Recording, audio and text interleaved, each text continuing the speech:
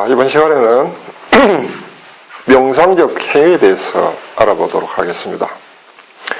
우리가 보통 명상한다 할 때, 명상하는 행위라고 할 때 주로 생각하는 것이 가부좌를 생각하겠죠. 가부좌하는 모습을 명상하는 행위라고 주로 생각하는데, 그러나 이거는 명상의 하나의 외적인 모습이지 그 자체를 가지고 가부좌 한다고 해서 모두 명상적 행위가 되는 것은 아닙니다. 물론 가부좌 자체가 가부좌 명상하는 것이 명상적 행위도 되겠지요. 그러나 그거보다 더 본질적으로 어떤 행위가 명상적이라 할 때 그 말은 뭐냐하면은 그 행위가 우리를 진리로 이끌어주는 행위다, 그런 뜻입니다. 따라서 명상을 단지 어떤 틀, 가부좌라든지 이런 틀이라는 하는 그 격식에서 깨뜨려버리면 말이죠. 그 틀을 깨면은 보다 자유롭게 우리가 우리 일상 인간의 모든 행위 중에서 어떤 것이 명상의 행위인가라는 걸 관찰할 수 있고요. 그럴 때 명상에 대해서 훨씬 잘 이해하리라 봅니다. 그러면 우리의 삶 속에서 명상적 행위가 어떻게 전개되는지 하나의 예를 들어서 설명해 보도록 하겠습니다. 바로 이제 부부 생활인데요. 이 부부 생활이라고 하는 것은 남자와 여자가 서로 다른 두 개체가 서로 만나서 하나를 이루는 거죠. 하나를 이루는데 남녀가 아니고요, 다른 이름을 쓰는 겁니다. 부부라고 그러죠.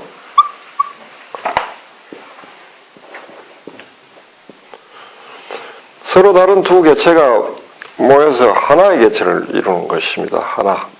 하나라는 뜻입니다. 그런데 부부 관계를 잘 보면은 우리가 지난 시간에 했던 요철이라는 말이죠.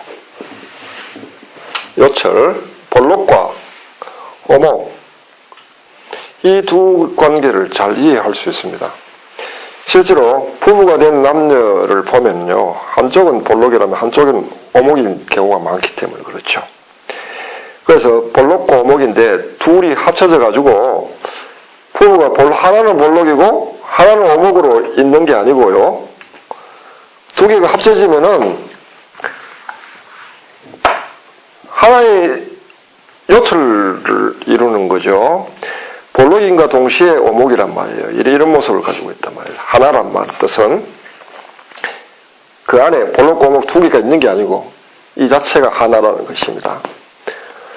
어떻게 부부 사이가 요철적 관계에 있느냐 하면은요, 주로 남녀가 만나서 서로 결혼하게 될 때 두 사람 간의 관계를 보면요, 서로가 서로에게 끌린다고 할 때, 한 남자가 한 여자에게 끌리고 한 여자에게 한 남자가 끌린다고 할 때 그 끌리는 원인을 보면 주로 본인에게 이 남자가 이 여자에게는 없는 것을 가지는 것, 즉 내가 결여된 것, 내가 부족한 것을 상대방에게서 발견하게 될 때 끌리는 것입니다.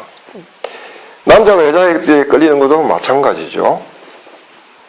자신에게 없는 것을 상대방이 가지고 있는 것을 볼 때 끌리게 되는 거죠. 그래서 호감을 가지게 되는데, 호감을 가진다는 것은 내가 결여된 것을 상대방을 가지고 있고 고로 상대와 함께 하고 있으면은 내가 더 홀로 있는 것보다 더 안정적이고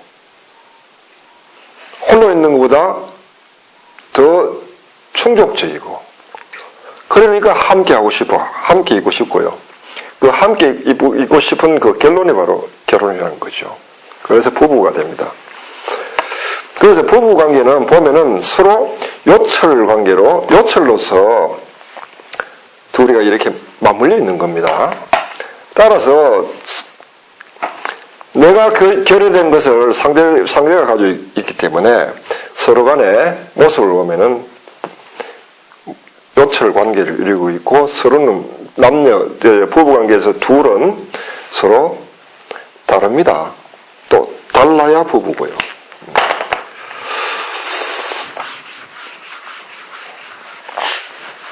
그런데 부부 사이에서 주로 이제 이혼한 경우를, 이혼한 사유를 주로 보면요, 주로 서로 너무 다르고 너무 성격 차이가 너무 나기 때문에 같이 살 수 없다. 서로 너무 다르다.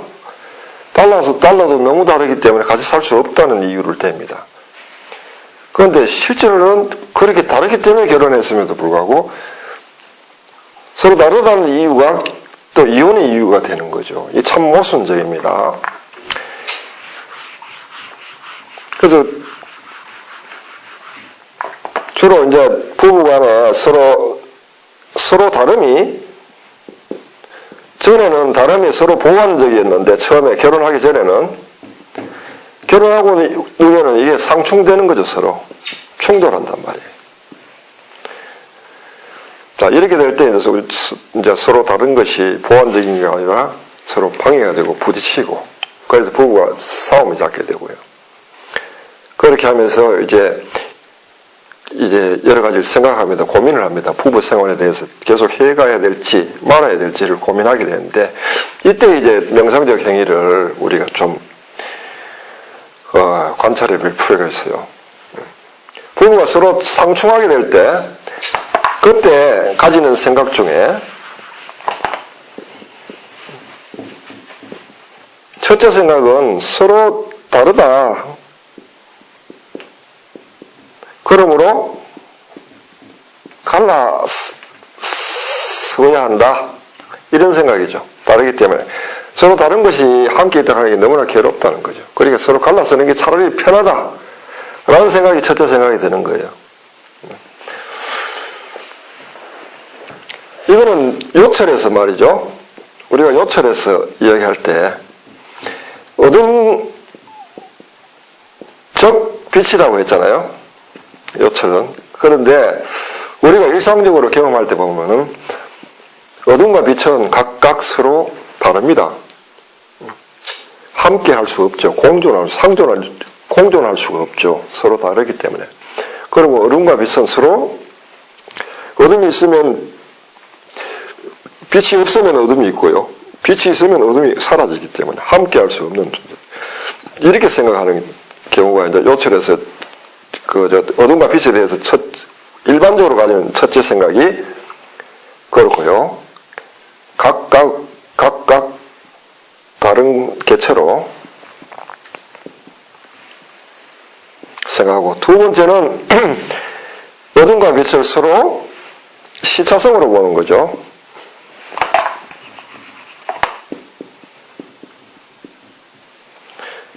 어둠 다음에 빛이 사라지고 난 뒤에 그 자리를 어둠이 채우는, 이런 식으로 시차성으로 보는 두 가지 시각이 일반적으로는 지금 시각입니다.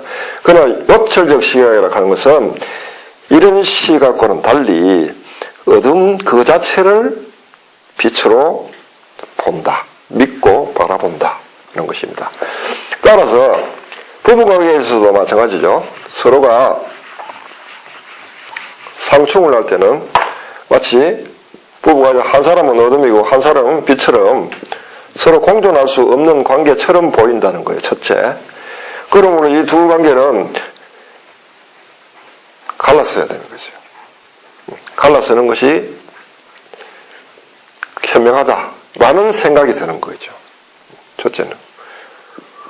두 번째는 이렇게 하지 못할 경우, 특히 이제 부부 사이에서 이렇게 하지 못할 경우가 이제 갈라서야 되는데도 못 갈라서는 이유가 이제 아이들 때문이죠.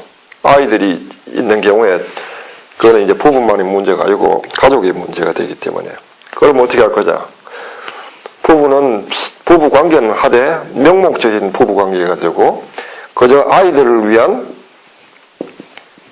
뒤에서 아이들을 스포트해주는 관계. 그러나 각자는 따로따로 생활하면서 아이들 중심으로 사자. 이렇게 될 경우 이제는 부부간에 이제 부부 생활이 중심이 아니라 아이가 중심이 되고 가족이 중심이 되고 부부 관계는 뒤로 이제 밀려버리고.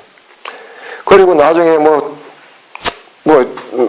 나이가 들어서 뭐 나중에 시간이 오래 경과돼가 늙고 난 뒤에 그 다음에 뭐 어떻게 되겠지 라고 그 다음에 생각을 안 하는 이런 생각이 지배적이죠. 이 두 가지가 일반적으로 부부 사이에 문제가 생길 때 사람들에게 마음속에 떠오르는 생각들입니다.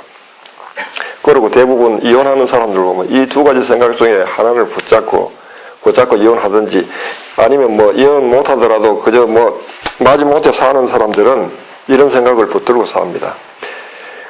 그래서 부부 생활에서의 명상적 행위를 할 때는 첫째도 아니고 둘째도 아닌 거, 이것도 아니고 이것도 아닌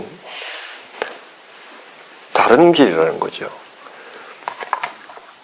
부부 사이에서 명상적 행위를 할 때 그 첫째는 서로 다르고 그 다음 서로 상충한다고 막 부딪힌다고 싸우는 한이 있더라도 우리는 하나다. 요철로서 하나다. 서로 다름으로서 하나다. 라고 볼 때 이것이 명상적 행위가 되는 거예요. 왜? 요철적 원리에 따라 행위하기 때문에. 그 다음 두 번째는 요철에 있어서 두 번째는 대표성을 가진다고 했죠. 하나가 요철에 볼록이 의식될 때는 오목은 이 안에 감추어져 있지 볼록과 오목이 동시에 이렇게 의식되는 경우는 없어요. 하나만 보이지. 이걸 뒤집어야 철이 되는 거죠. 오목이 되는 거죠. 이처럼 대표성에 가질 때 아내와 남편 중에 주로 보면은 남편이 대표성을 가지겠죠. 남편의 삶을 실현하기 위해서 아내는 말없이 묵묵하게 존재 없이 무존재로 그저 내조를 하는 경우가 있죠. 그렇게 출세한다고 해가지고 남편이 잘나서 출세한 건 아니라는 거예요.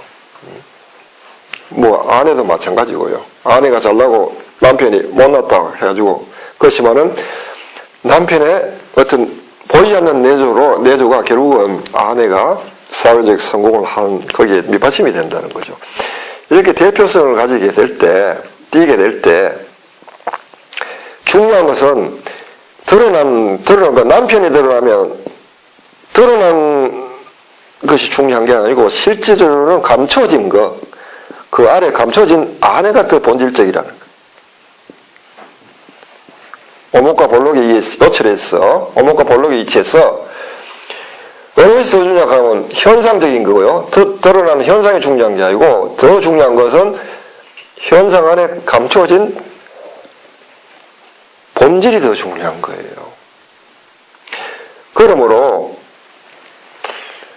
남편이 잘난 남편 그 안에 이 잘난 남편이 되게 하게끔 내조한 아내의 공에 대해서 자각하고자 할 때 적어도 남편이 지 잘난 맛에 사는 게 아니고 아내를 향해서 아내 덕이다 하는 것은 뭐 처음에는 그것이 인식이 되지 않을 수도 있습니다.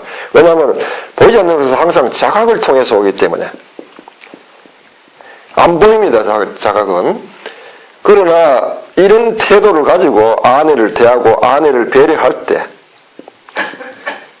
물론 아내도 마찬가지요. 이런 태도로 남편을 무시하고 깔보지 않고 남편에 대해서 배려를 할 때 이때 이 행위가 요철적 행위라는 거죠. 그리고 이 두 가지 이렇게 견지할 때 이것이 이 행위가 결국은 부부 생활을 통해서 부부 생활이 가져가고 있는 바의 그 진리 이 길을 통해 가지고 부부라는 이 결혼이라는 하는 이 제도를 통해서 걸어가야 되는 진리를 향해 가는 이 길에서 진리까지 도달하게 하는 하나의 길이 되어주는 겁니다. 예. 그래서 그것이 명상적 행위가 되는 것입니다. 이럴 때만이 결혼이라는 제도는 합당하고 이런 생각을 가지고 부부 생활하는 사람에게는 결혼이라는 이 길이 진리로 향하는 명상적 길이 되는 것입니다. 따라서 어떤 명상행위는, 외적인 명상행위는 하나도 없지만은 이런 태도로 결혼 생활을 하는 사람은 이미 명상을 하고 있는 사람이라는 것이죠. 그래서 오늘은 부부 생활을 통해서 보인 명상적 행위가 어떤 것인지에 대해서 일례로 들어가면서 설명을 했습니다.